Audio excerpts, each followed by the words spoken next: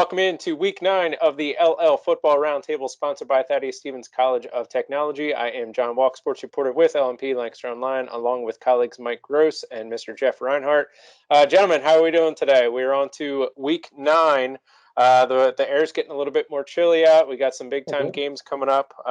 Top 4 teams will collide in Section 4. There's going to be a first-place showdown in Section 2. There's going to be another must-see Section 1 clash. As a lot of the section races are now kind of approaching the finish line. We have kind of possible games on the line to clinch section crowns and whatnot this Friday. And I should say we are recording this on Wednesday from 2 p.m. to 3 p.m. So if any postponements come down after the fact, please note that, because that's happened to us quite a few times so far this season. Happened to us last Friday or last week with Dr. Era. So with that in mind, here's how we do things here. If you're new to the show, we'll go out to a practice here at the top. Jeff's going to chat with some Manheim Central guys this week anyway, and then we're going to come back. We're going to break down all of the Week 9 games, give you our predictions, and then kind of take a look at what's how the District 3 playoff race is kind of shaping up. So with all that in mind, Jeff, you're out at Manheim Central earlier this week. How are the Barons feeling? Yes, sir. I was at Manheim Central practice on Tuesday. Wanted to check in with those guys. Covered the Warwick game a couple of weeks back, but I'm really curious about their defense. Central's defense has been there on the 1 line or the 2 line the whole season. We've all seen them. We've all seen them play some really good D. They're back to number 2 in the league in defense. So they shut out CV last week, 63-0. And their defensive numbers look really good. So I just wanted to kind of pick their brains about how their defense has been this year and, how they're doing. E-Town this week, and then in what could be a section championship de facto game next week against Cocalico. So a couple of big weeks here for the Barons. So Tyler and I were on the scene. We chatted with Coach Dave Hahn. We chatted with a couple of linebackers, 2 juniors. So get used to these guys. Kalen Watt, who had 2 pick sixes last week against CV in 1 game, and Nick Haas, another linebacker who had a fumble return for a touchdown last week against CV. That's how good their defense has been. 3 shutouts, and they're scoring defensive touchdowns. So good stuff with the Barons defense. So chatted all things Barons D, kind of took their temperature as to where they're at and kind of set up the E-Town game and the Cocalico game here on the horizon. So let's go out to Manheim and look at those interviews. Okay, first things first, I got to ask you about your defense because I think since week 1, it's kind of been your calling card. You've had weeks where you've scored a bunch of points, but your D's been really good. Can you please speak to that group and how good your defense has been here in all 8 weeks? Yeah, I'm really impressed with our defense. I think we got pretty good team defensive speed. Early on in the season, I thought we played tremendously well against some big opponents. But I think that kind of took a toll on us, and we got a little bit tired and hit a little bit of the injury bug right around the 6th, 7th, and recently the 8th game. But they've battled through, and they've continued to play. I think we kind of got our legs back under us week 8 against CV. So we're expecting big things from them these last couple of weeks finishing out the regular season. 2 pick sixes in 1 game, for real? Were they on back-to-back drives? Yeah, it was back-to-back. Back-to-back drives. Yeah. I think you have 3 of those now this year. Mm-hmm. Are you challenging yourself to play big defensively because you've kind of been one of the ringleader guys? I just kind of come out there and play. Whatever happens, happens. I do my job, and I try and follow my keys the best I can, and stuff just happens, and it works out if I follow my keys. And the guys back there, getting pressure on the quarterbacks, really helping get the interceptions, and the coach's play calling, put me in the right position at the right time. You made a cool play last week. Scooped up a fumble and scored. What was that like for you to get a defensive touchdown and get in the end zone? It was really cool. That was actually my first ever touchdown. So it was weird in the moment, but it was pretty cool. How fired up are you guys to play D on a Friday night? Seriously, you must be. I mean, a calling card of this program has been we're not going to let your big back get 100 yards. You guys have 3 shutouts. You don't like letting teams get points. How aggressive is that group, and how fun is it to play D for this team? It's a lot of fun. We get really riled up on Fridays. We take a lot of pride in stopping the run. We love doing that, and we love hitting. That's our big thing is getting physical with teams. We love just physically dominating teams. Warwick or Cocalico will lose on Friday. This we know. and you have Cocalico week 10. So what will you preach to your guys, knowing that you may still be able to get a piece of this puzzle, piece of the pie next week, one game at a time? Yeah, we have no control over the Warwick-Cocalico game. We have no say, no control, and it really doesn't matter who we want to win or don't want to win. All we can do is can control ourselves and the game that we have to play. That's our biggest challenge. We just got to worry about E-Town and executing that night, and then what happens, happens. We'll deal with it from there. All right, Barons, feeling fine, looking fine, coming into what is week 9, and we will get right to it and what is our predictions part of the show. We'll start in section 2. E-Town going to Manheim Central. The Bears are 0-3 in the league, 3-5 overall. Going to Manheim Central, 2-1 in the league, 7-1 overall. Last week, E-Town lost to Cocalico, 49-28. Central coming off that 63-0 shutout over Conestoga Valley. And E-Town comes into this looking for their first win over Manheim Central since 2007. So it's been a while since that happened. So they kind of got a road to climb here. And kind of looking at this game coming in, I was there when Manheim Central beat Wilson a few weeks back, and they didn't play their best ball, but still they were on the road at Wilson and they won the game. They come back, they lose to Warwick, and then they come back and they're tied with Slanko in the fourth quarter. And I bring all that up to say, I think last week in what is week 8, 63-0 shutout over Conestoga Valley, it feels like Central, okay, maybe they're clicking. It felt like their best game of the year. Is that kind of fair to say? I think they've come out the other side now of their loss. That's how it feels to me. I mean, I'm not close to it, but that's how it feels to me. And I think their defense in particular is looms over this particular matchup. So I really like Central here. Yeah, I circled Central. John, as you mentioned, they've dominated the series. They've won 15, something like that, 13 in a row against E-Town. It's been a while. Bears are kind of one-dimensional. They throw a lot. Josh Rudy has 1,600 passing yards. And Cummings and Gilhole have had really great seasons catching the ball. E-Town has not run it much. John, you shared a great stat with me this week. I think I have it in the previews. Just they don't run the ball much. They have the third fewest rushing yards in the league, and the two teams that have less have one less game. So E-Town just has not got the running game going, and they're going to be kind of one-dimensional. So Central's playing really good. Shutout last week, and they know if they take care of business here, they could have Cocalico in a title game perhaps next week to get a piece of the pie. So I'll go Central. I would say one thing, though, at least because of the way E-Town throws it, they should get Central's attention, because Central is much better against the run than they are against the pass. And it's, it's at least a good test for them as they start to, get toward the big stuff here at the end of the year. Agreed. And hey, the one I keep coming back to is E-Town took Warwick to the wire, to the 1-inch line. Puncher's chance. Yeah. But if you remember correctly, in that game, Warwick had a nice balance attack. We know them that they can attack through the air with that spread, but I think Christian Royer also had a big night 2 weeks ago. So, and I thought the same thing last week, Central coming against CV. We know Novak's teams often like to throw the ball, and they were shut out against Manheim Central. So the Bears limited to 198 rushing yards on 93 carries over the last 3 games. That's 2.1 yards per carry. And as you mentioned, the 850 rushing yards through 8 games, second lowest total in the league. With all that in mind, looks like we're all going Central. All right, let's stay in section 2. Another big game on the docket. Warwick 2-0 in the league, 4-3 overall, going to Cocalico. And what a senior night for the Eagles. 3-0 in the league, 5-3 overall. A week ago, Cocalico beat E-Town 49-28, and Warwick coming in on this 2 weeks rest, did not play last week because their game scheduled against Slanko was postponed or what have you, at least for now. Due to some COVID issues over at Slanko. So, Jeff, I want to throw this to you quick since your cover boy, or at least your feature boy anyway, this week is Anthony Barassa. We all know about him and the stats that he's put up, but what else did you learn beyond that? What a neat kid, Barassa. I don't want to give away the whole feature, but okay. You can easily do this without giving away the whole feature, Ryan. Come on. Well, let's just say he's involved with the Boy Scouts, and he earned the highest honor you can get in the Boy Scouts. Wink, wink, nudge, nudge.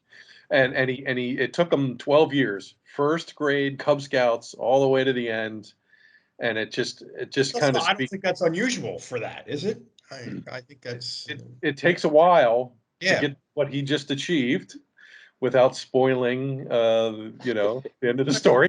Other things going on in your life, yeah. Yeah, but yeah, he just kind of speaks to his stick-to-itiveness and his determination and his drive, and it's paying off on the field too. 1,395 rushing yards, 19 touchdowns. He has 6 touchdown runs of 70 yards or longer this year. Wow. And Kokalico, yeah, that deserves a wow. And Kokalico leads the league in rushing, 2,400 yards. They've picked a great time to get hot. I mean, they played that great early schedule, Weiser, and Cedar Cliff, and Township, and they were really tested. But here they are. Curious to see what happens with Warwick coming back after a week off. Here's the one maybe positive thing that came out of last week. That Warwick-Solanco game was bagged on Tuesday afternoon. So Warwick was probably able to pivot to their Kokalico prep like Tuesday practice. So they've had more than a week to get ready for Kokalico. Love their balance, obviously. Jack Reed, 1,700 passing yards. Christian Royer, 700 plus rushing yards. They got to go play on grass at Kokalico, and Kokalico's defense has been dinged. They're like second from the bottom in the league in defense. Could be a shootout here. I picked Kokalico for this reason and this reason only. No scientific numbers crunching. I picked Kokalico to win Section 2 in August. I'm going to ride my pick. I'll go Eagles. That's it. Wow. Well, I think this is one of those we've talked a lot the last couple of weeks about the ebb and flow of the season and the tough spot in the schedule. I think this is a good spot for Kokalico to make a stand here.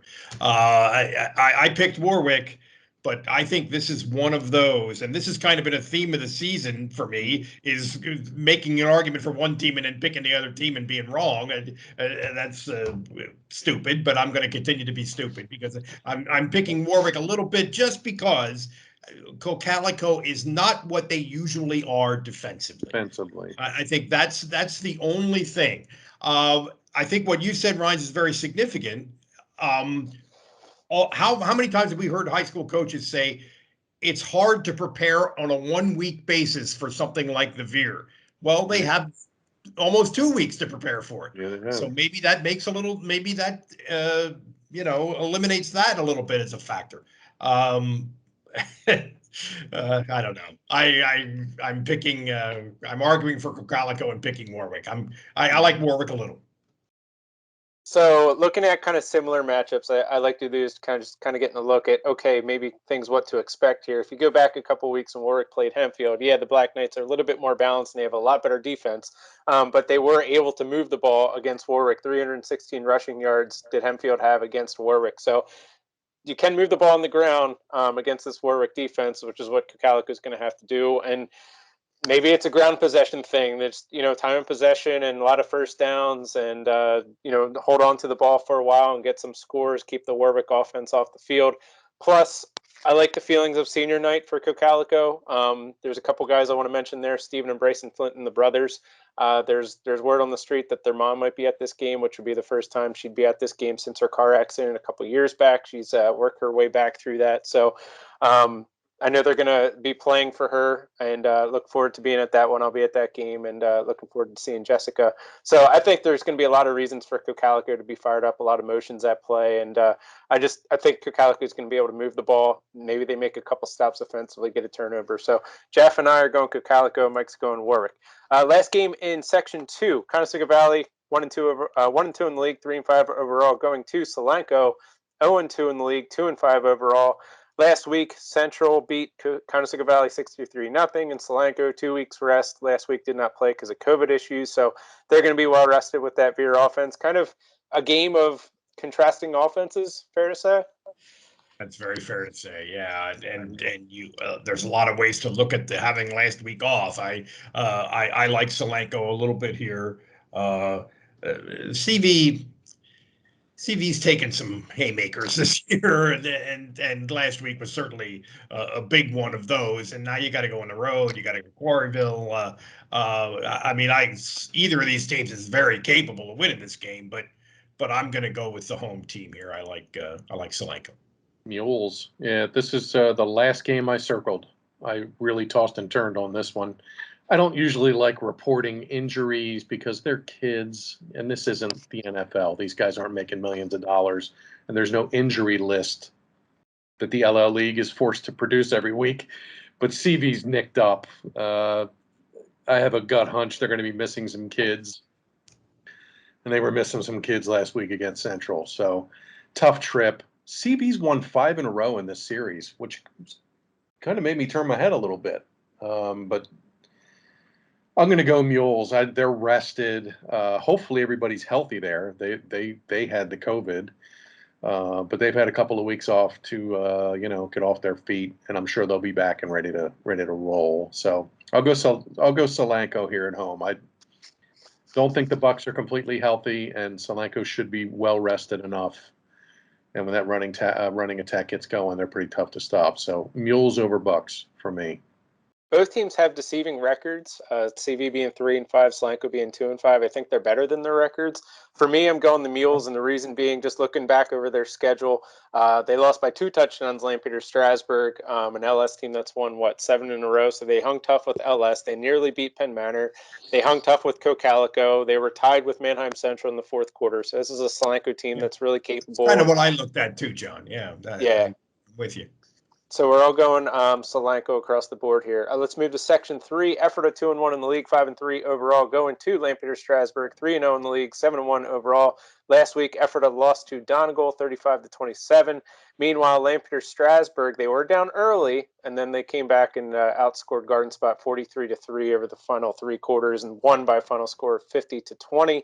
I believe an LS win here would clinch at least a share of the Section 3 crown. Yeah, Jeff's shaking his head. True. Correct. An LS league's longest current win streak at 7 games. I'm circling LS here just because I thought, just looking at last week's game, I'd picked Ephrata and they weren't able to take care of business against Donegal, and they're going to be facing an even better team and an even better defense against LS. So I'm going Pios here. Yeah, Effort is in a tough spot here, and we'll talk about that maybe later on here in terms of the postseason. Sometimes the better team wins because they're the better team. So that's LS. Agreed. LS. Number 1 defense in the league, 211 yards a game against. They've only given up 95 points in 8 games, so they've been really good. And they've picked up a ton of steam. And I was following on Twitter last week, Garden Spot touchdown, Garden Spot field goal. And I was like, whoa, what's going on? And then like a half an hour later, Garden Spot led 17-7. Is that correct? Yeah. And then like 45 minutes later, it was like, 48-17. So, LS can score in bunches in a hurry. So like Mike said, Effort is between a rock and a hard place here if they want to have a week 11. And they fell out of the race last week when they lost to Donegal, and their rushing attack was kind of held down, and LS can really stop the run. So I will go Pioneers here. All right, we're all going LS. Staying in Section 3, Garden Spot 1-1 in the league, 2-5 overall. Going to Lancaster Catholic, 1-2 in the league, 4-4 overall. And this was another coin flip game for me. I don't know if it was for you guys. Garden Spot, as we just mentioned, coming off a 50-20 loss to LS, but a game in which they were leading early, 17-7. Meanwhile, Lancaster Catholic is feeling good about itself after a 71-8 win over winless Lebanon. Anytime, I guess, you kind of play a team of Lebanon's caliber this year, you're going to be feeling good about yourself, and Lancaster Catholic certainly was. Will Cranford, 272 total yards, 3 touchdowns. He's the quarterback for the Crusaders. And meanwhile, I do want to give a shout out to Lancaster Catholic defender Gavin Trigg, had a 54-yard interception return for a touchdown, which is worth noting because that's tied the longest such return among LL League defenders so far this season. And, oh, by the way, he also had a teammate, Reese Van Scotten, had a 14-yard fumble return for touchdown. So the Catholic defense sure looked good. But then again, Garden Spot's played tough a lot of their teams games this year, including a really good LS team. I know it feels like they're a year away. They have a couple really good quarterbacks at their disposal there. They have the best kicker in the league in Walker Martin, another 42-yarder last week, by the way. 12 made field goals in the season. I like a lot of Garden Spot here. I like a lot of what they bring to the table, and Crusaders have really been just up and down and consistent so far this season. Yeah, they won big, but they played Lebanon last week, so I'll go Spartans. Yeah, it's a tough call. I think Lancaster Catholic has found themselves a little bit offensively. I'm not really basing that on last week, of course, but in general, and I like them a little bit at home. But you're right. This is it's amazing this late in the season that we have this many tough calls. Mhm. This week in particular, I think I like the Crusaders a little. A lot of tough games this week. A whole lot of tough games. Yeah. And John and I are both specialist guys, so two of the best specialists in the state, quite frankly, in this Yeah. game. Yeah, Walker Martin for Garden Spot, 13 field goals. That's got to lead the state, probably. And Daniel Mueller for Lancaster Catholic. So if this turns into a special teams kind of a game, there are two great ones on the field here, no doubt about that. I have Garden Spot circled. They won this game last year in like the same week pretty comfortably. It was like 31-8, 34-8. I think Garden Spot's probably going to have a little more size, maybe a little more depth. The Kai Harding kids played pretty good at quarterback, and he can throw the ball. And Derek Lambert's having a great year catching the ball. And I do agree with Mike. Catholic has kind of found it offensively, but for whatever reason, I like Sparty Nation here, so I'll go Garden Spot. All right, we're all going Garden Spot across the board. Last game in Section 3, Lebanon 0-3 in the league, 0-8 overall, going to Donegal, 1-1 in the league, 5-2 overall. The Indians, as we just mentioned, coming off a 35-27 win over Ephrata. Lebanon coming off a 71-8 loss to Lancaster Catholic. I don't have any more notes on this game. I just have Donegal circled. How about you guys? I would just say, I mean, I have Donegal circled too, of course, but let me just say that, the Lancaster Lebanon League went to considerable lengths a number of years ago to give Ephrata and Lebanon, these two bigger schools that could not compete against other big schools, an opportunity to move down and rebuild themselves. And they've restructured the league to do it. They made big changes in the league, went to this crossover format, and Twice. yeah, right, Yeah. twice. And it's sad to see where Lebanon is now as that experiment comes to an end, because it is ending now It is. with the merger next year. I mean, they're down. They only have 20 some kids. They've had multiple injuries to multiple quarterbacks. Uh, um, it's just sad to see this. Uh, I think and they have the right coach in place. I really like their coach. Oh He has a yeah, good that's background. He and seems like he's a a good good guy. guy. He's a good guy, Yeah. but they're in a bad place right now, and of course, I like Donegal. Yeah, I'm. Without getting all melodramatic, I thought Donegal's win over Ephrata last week was kind of a season saver. Um, It put them right. It put them right back up there. A game behind LS. I don't know if they can catch them and get a piece of the pie or not. But the way that they got pretty much, boat race the week before against LS to come back out and beat a really good Ephrata team. Ephrata's been really solid this year. That was a big game for both teams. That was It a was. big result for both teams. Yeah, That really was. That was one of the games of the week last week, just looking at standings and district race. So anyway, it might have saved Donegal's season because it put them right back up there, a game behind LS, and it put them safely inside the bubble in District 3 4A. And they should win here and go to week 10 with a very legit shot to make districts. They're only going to get 9 games because they had a COVID game against Garden Spot. That's right. Donegal here. Yeah. Mike, well said about Lebanon. Hang tough, Cedar Nation. But way too much Indians here, Donegal.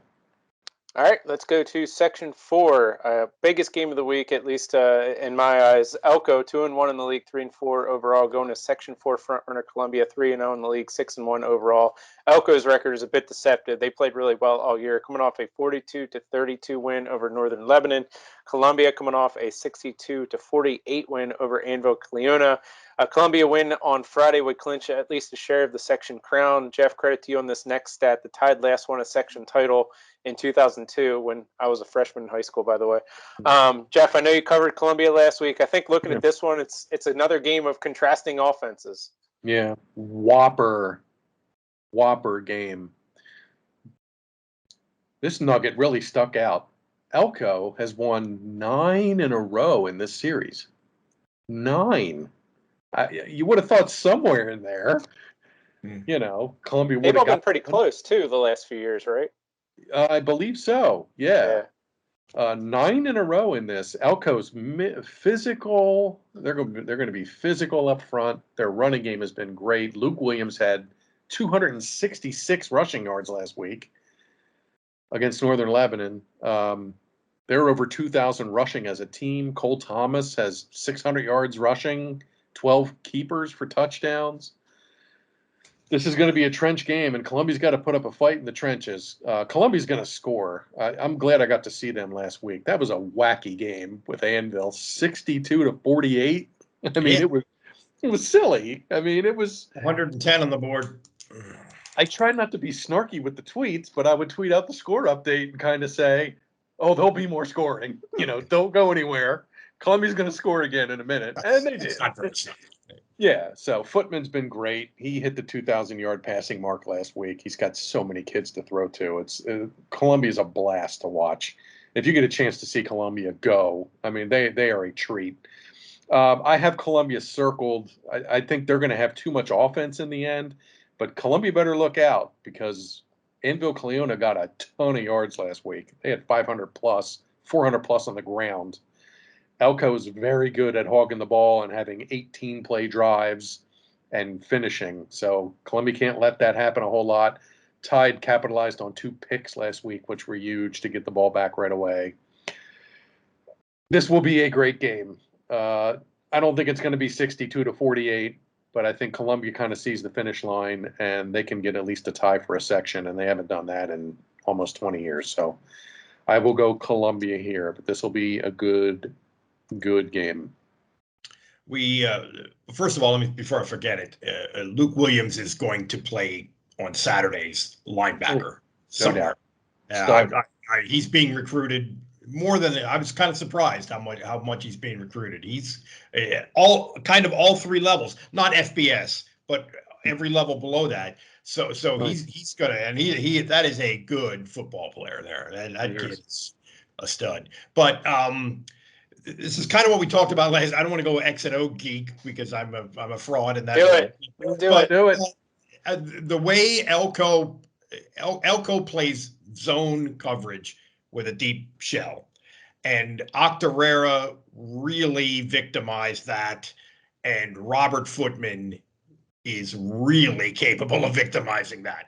I think this both offenses are way ahead of both defenses in this game. So it could be wild. Elko's going to try to shorten the game, of course, and run it and shorten it, and maybe they pull that off. They're capable of doing it, but I could see Footman just lighten up some national debt like numbers on this one.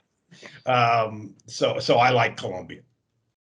Yeah, I'm a Tide bandwagon member at this point, so I'm riding Columbia all the way to the end. Final game we got 2 more games left in Section 4. Anvil Cleona 2-1 in the league, 3-4 overall. Going to Octorara 2-1 in the league, 6-2 overall. Last week, Anvil put up some numbers in a 62-48 loss to Columbia. Octorara coming in on 2 weeks rest did not play, but they did pick up a win since Pequay Valley technically forfeited last week's game due to COVID issues, which, by the way, a classy move on the part of Pequay Valley because perhaps they know this helps Octorara in terms of district power ratings, and they're going to play in the postseason, and this might help them kind of move up. So kudos to them on that part. Jeff, you covered Anvil last week. Lots of numbers, lots of rushing yards, and certainly that's going to play a factor. I think Octorara is a bit more well-balanced, and they have a little bit of a chip on their shoulder given what's happened earlier in the year, and they have that playoff spot that they're trying to nab down, and I have Octorara circled here.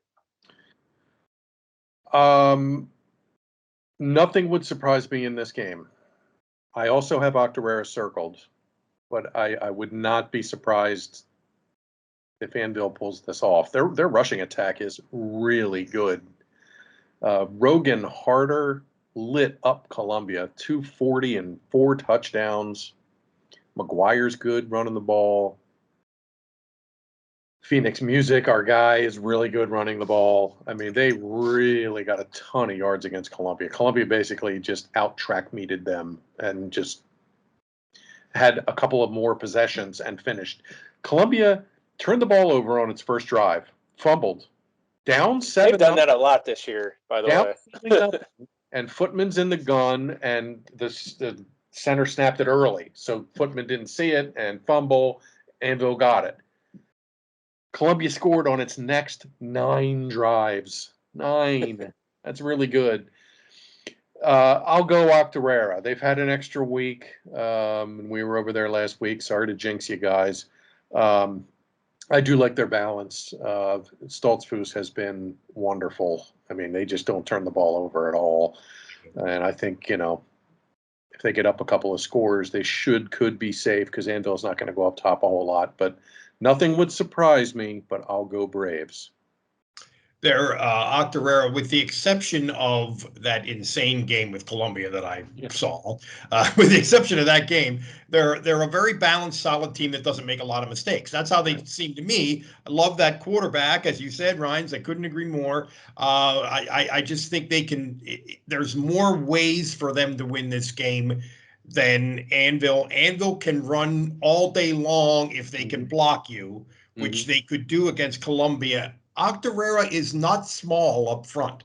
No. Octorara is fairly stout up front. So I'm not saying Anvil isn't going to be able to run it, because they will, and this might be one of those shootout types. But I like the Braves a little bit, and just in terms of their overall, how solid they are overall.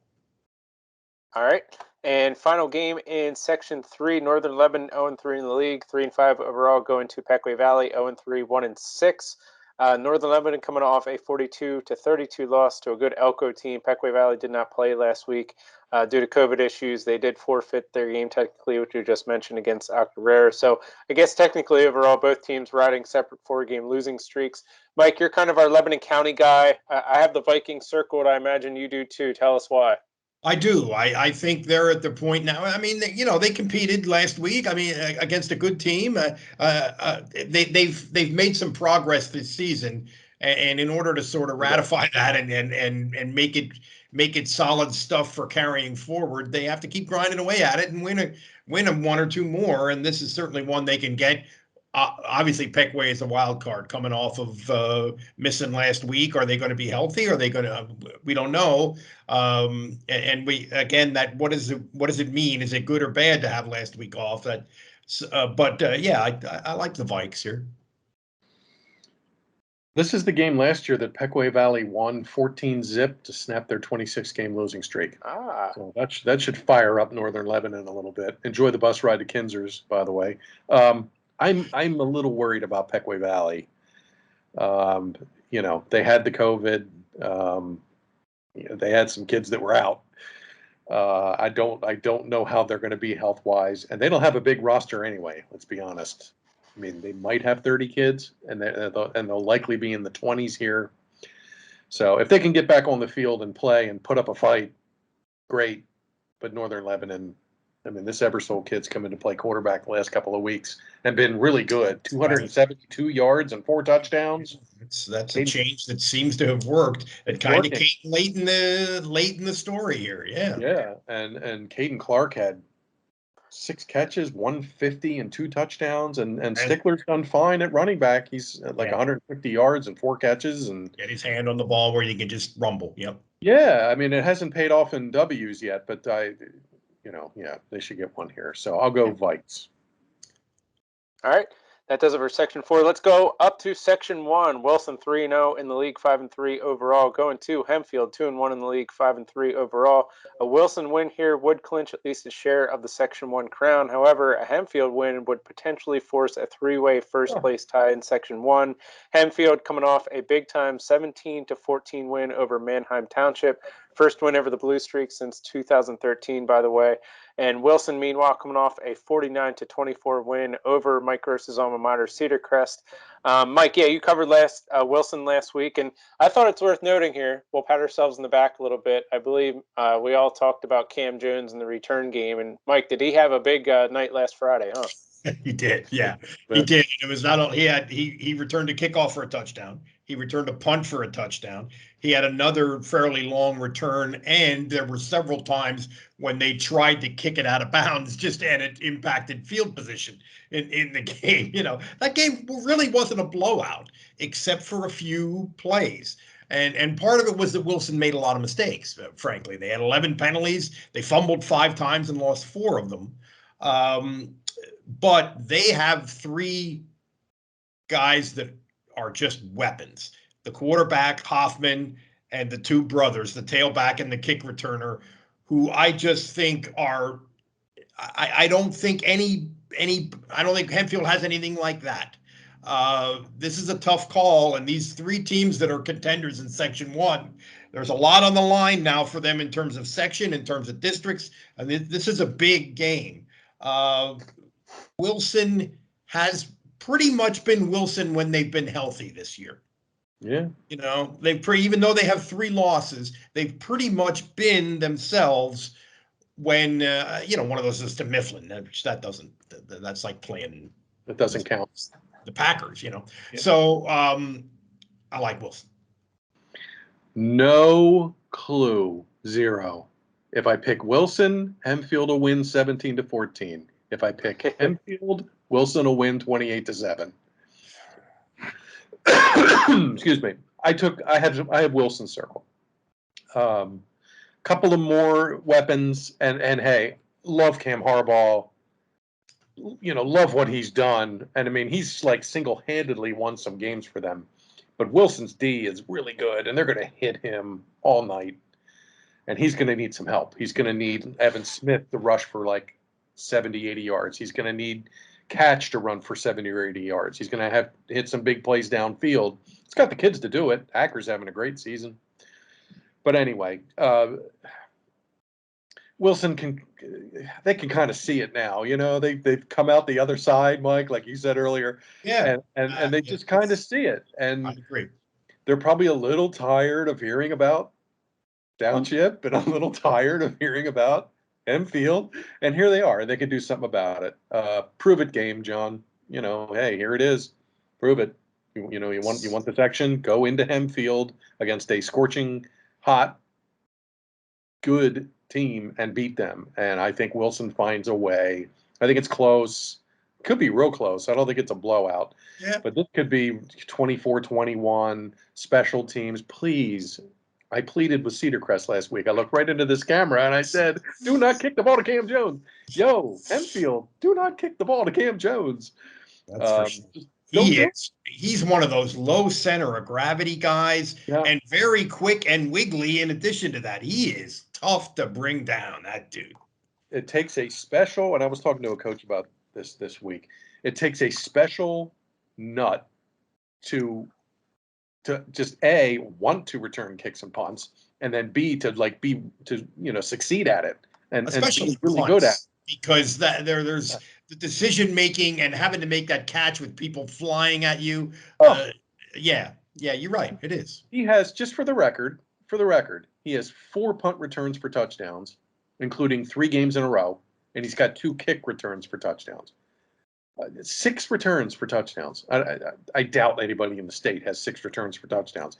He's been awesome. So, yeah, I mean, even if he doesn't take one to the house, if he just helps out in field position, if they kick away from him and gives Wilson short fields, hey man, that's part of it. So, I have Wilson, sir. I'll go Bulldogs.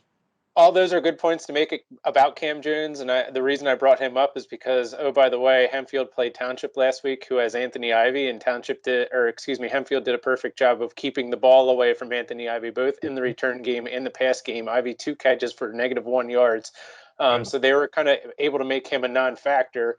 And the Hempfield defense, one of the best defenses in the league, holds really Township. is. They've defended good teams well. Yeah, too. they held Township. Held Township to 36 rushing yards last week, and Township is a more well-balanced offense, at least in my opinion, than Wilson. And the fact in having Hayden Johnson back there and being able to throw the ball, I'm not sure if Brett Hoffman can do the same if that run game's taken away from Wilson. If Hempfield's able to put a lid on Jaden Jones, can they move the ball through the air? We'll find out. So add all that up. I'm going to go out on a limb here. I'm going to take Hempfield. I was at that game last week. They played a perfect game. They're going to have to do it again this Friday. They're going to be at home. It was a ground possession game, long 15, 20 play drives. Did Hempfield have? I believe they're 7-12 on third down, 3 or 4 on fourth down. They're going to have to do the same. No penalties, no turnovers.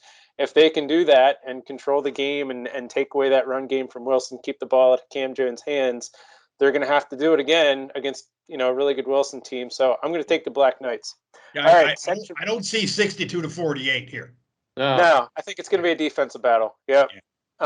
And that's a good point to make about Cam Harbaugh. And now that he's playing these, rather bigger defenses and defensive lines, I thought for sure maybe last week he'd come out of that banged up, but there he was at the end of the fourth quarter, putting his shoulder down and plowing guys over to get the fourth down and getting up from it, being pumped up about it. Yeah, little Tebow-ism there. Yeah. All right, staying in Section 1, Cedar Crest, Mike's alma mater, 1-2 in the league, 3-4 overall. Going to Penn Manor, my alma mater, 1-2 in the league, 5-3 overall. The Comets coming off another nail biter, come from behind win, 21-17 over McCaskey. Crest coming off a 49-24 loss to Wilson. We'll talk about Penn Manor here in a second, but Mike, you covered Cedar Crest last week. What do we make of this matchup? This is a really tough one. I'm not sure I have much insight into this one. This is really a coin flip. I picked Penn Manor because they're at home. I think they might be a little bit more solid on the line of scrimmage than Cedar Crest, although it's very close. Again, shout out to Aiden Richards. He's a terrific football player, and he had another excellent game last week. But again, Penn Manor is at a point here where do we want to kind of cash in this season a little bit? We're better, but are we really better? I think they have a lot of motivation here in this spot. But Cedar Crest does too, I would hope. But it's a tough call. I like the Comets by a hair. What's the wager, guys? You want a spread? No, I don't do spread. 1.5. There's no spreads in high school football games. It's going to have to be 4.5 because Penn Manor's won 4 games by 4 points or less or something like that. This is close. Yeah, really. Yeah, the cardiac Comets. Tell us about that stat. Yeah, really. I had a note on this the other morning. They've won 4 games with late fourth quarter drives. I mean, like really late. The Hail Mary with Warwick, the Solanco game under 4 minutes to play, the McCaskey game. Just a week ago, Hinkle dives in from the 2 with like 40 seconds left to win. So they've been the cardiac kids. Yeah, good point. I have Cedar Crest circled. I just have a good feeling about them. Just put up a good fight, I thought, with Wilson. Mike, like you said, it really wasn't blowout city. I think. Yeah, it wasn't. It wasn't. Yeah. No, and they beat Hempfield, and I like that grittiness and that edge that they beat a team like that. Love what Penn Manor's done. Obviously, they're going to have a non-losing season. Win, lose, or draw from here on out. They're going to get at least 5 wins. Good for those guys. And they probably have a really good shot here, especially if it's close late and they get the ball last. But I like Crest. I think Richards is just X-Factor kid this week. And I just sense that he's like really going to go off. Like he's going to have like 150 and 2 touchdowns, something like that. I could be wrong. It might be Crest has a little bit better weapons and Penn Manor's a little bit more stout in the line of scrimmage. It might be that kind of matchup. Maybe. I don't know. Yeah, this is a total pick 'em, but this is a tough. Yeah, it's a tough one. I'll go Cedar Crest. I think the Falcons finish fast.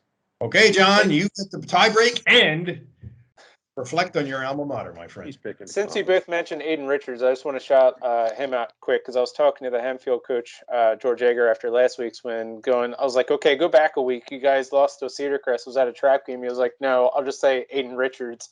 Not only did he move the ball on the ground, but he stopped almost every one of our run plays on the ground in the backfield all the time. So Aiden Richards is legit, man. He should be an all-state, at least notable when it comes time to put his name in the basket there. As far as this game, it's tough because looking back kind of over similar opponents, Township crushed Crest, and Township crushed Penn Manor. Wilson crushed Penn Manor, and Wilson played a little bit tougher against Crest. Like Crest was able to prove itself a little bit more. That's kind of my only edge that I have in this, and I like Richards more than any of the other Penn Manor players. And yeah, Penn Manor, maybe it's a little bit of an emotional win, but it's McCaskey, and I thought maybe that'd be more of a I don't know, decisive victory for them. So I'm taking Cedar Crest, but I think this is a pick'em game. I wouldn't be surprised whoever comes out on top. So the Falcons, but I don't feel great about it. All right, I believe this is our final game of the week. Manheim Township 2-1 in the league, 5-3 overall, going to McCaskey 0-3 in the league, 2-6 overall. Township licking their wounds a little bit, looking to right the ship, coming off a 17-14 loss to Hempfield. McCaskey coming off a heartbreaker, 21-17 loss to Penn Manor, and just having seen the Blue Streaks last week, Hempfield played an absolutely perfect game. No turnovers, no fumbles, control the clock, control the line of scrimmage, 7-12 on third down, and they had to do everything right, and they did against Township. I think the Blue Streaks come back and take care of business here. I would say, first of all, shout out to McCaskey for coming up with a heck of an effort last week. Oh, yeah. Right? I mean, at the end of what has really not been a good season for them, but, they're still fighting. But this is another animal, as John sort of suggested. Township is, the denouement is here. How's that for a word, John? I don't even know how to spell that. Sure I do. But anyway, yeah, I mean, they got their eyes on the prize now, Township, and yeah, I think they're a fairly prohibitive favorite here. Yeah, Township's got to be spitting a little fire here, especially after last week. Being over there last week, they were just so focused on Hempfield. They really were. And I was over there for almost 2 hours at that practice, and everything was Hempfield. And Evans even ended his huddle, 1, 2, 3 break with, guys, what's at stake, who we're playing. And they were really determined and focused, I thought, on beating Hempfield, and it didn't happen. So knowing Evans, he got their attention Monday, and they were back at it. So I think they win here. I don't think it's, complete and total blowout city, because McCaskey's done some things, and they have some weapons. And I think they can score here for sure. But Township's going to have a little too much. And they need a W because they're at Wilson next week. So, they need that game to mean something. So, yeah, Township has something to play for. And they're kind of dangling in 6A. They dropped a spot after last week. So we shall see there. But I'll go Streaks, Township here. All right. So we're into week 9. We got 2 weeks left in the regular season, and at this point, we have 12 LL League teams currently in the District 3 playoff window. Jeff, I know you want to run down this real quick if you can. Yes, there would be 12 in, and there's a couple of bubbles, and there's an interesting story or two sprinkled in. Quickly, 6A, 8 get in. LL owns the 6, 7, and 8 spots. Hempfield 6, Township 7, Wilson 8. They're all 5-3. Goofily. Bubble teams, Penn Manor, also 5-3. They're 11, so they're going to need wins and major help. Cedar Crest 13, McCaskey 15. So Hempfield, Township, Wilson, we've been talking about them all season, and they're all kind of playing here the last 3 weeks. So stay tuned. Right now, Wilson would be in. They were outside the bubble there until this week. So they crashed it. They're in for now. 5A, 14 get in. Central's the 3. Warwick is 6th, and they moved up a spot without playing last week. That was interesting. Bubble teams, Ephrata 15, CV 18, E-Town 19, Solanco 22, Lebanon 29. Here's the story. 14 teams get in. Ephrata right now is the last team out at number 15. And they got to play LS this week, and that's tough. That's a tough road trip to Lampeter to play the Pioneers. So it's going to be tricky for Ephrata to get in now, and they've been inside the bubble the whole season, and they lose the game to Donegal last week, and they're now outside the bubble looking in. And again, Ephrata would love that Daniel Boone game back. Jeff, I'm going to hop in here quick. I'm looking at the District 3 5A ratings now. Ephrata is now at 14, so perhaps a change in the points. Really? Yeah, by the way, the Broad number is Cisco rechecking his math. The numbers 8 through 16 teams in 5A are all 5-3. Sorry, keep going. Wow, that's a neat nugget.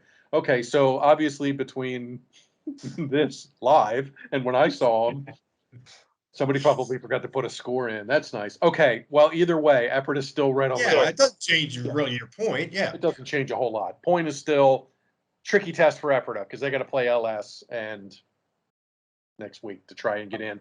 And by the way, this might be the nugget of the week. You ready, Mike? Yep. Ephrata, of the LL League teams that have made the district playoffs over the years, Yep. Octorara has not in District 3. Pequay Valley has not. Everybody else has. The longest drought in the LL League is Ephrata. Do you guys know the last time Ephrata played in a District 3 playoff game? 1988. You're close. John? I'll say 1987, which is the year I was born. 87. That's the last time Ephrata was in, and they lost in AAA to Bishop McDevitt. That was like the Price is Right there, John. I made my guess, and then you could react to my guess. Yeah, so that I should be running around. Yeah. I shouldn't have said you're close because you were going to say 87 or 88. All right. That would be a great story if Ephrata could get in here one way or another. Front door, back door. That would be awesome. In 5A, before we forget it, Ryan, we were talking about this before we started. Yes, go. Central is the 3 seed. 14 teams make it. So in a 14-team bracket, number 1 and number 2 get a bye. Yes. So it would be great for Central if they could get from number 3 to number 2, get the bye, get a week off, which everybody can use this time of year, and still not have to play Governor Mifflin until the championship game. Yep. Now, the team that is number 2 that they would have to pass is Shippensburg, which is undefeated, has 2 games left against 4A schools. Yep. Who is it? Greencastle and East Pennsboro. Yeah. So, I mean, I can't do the math on that, but if Central wins out and Shippensburg wins out, I guess maybe Shippensburg would have a small edge. I can't do the math, but anyway, that's something to watch. But either way, 2 or 3, you avoid Governor Mifflin until the district final, which you hate to talk about avoiding an opponent, but let's face it. Yeah, they're the favorite. They're the heavy favorite, and you know what? The Central knows it. They know. All right, 4A, 10 get in. LS is now your number 1 seed.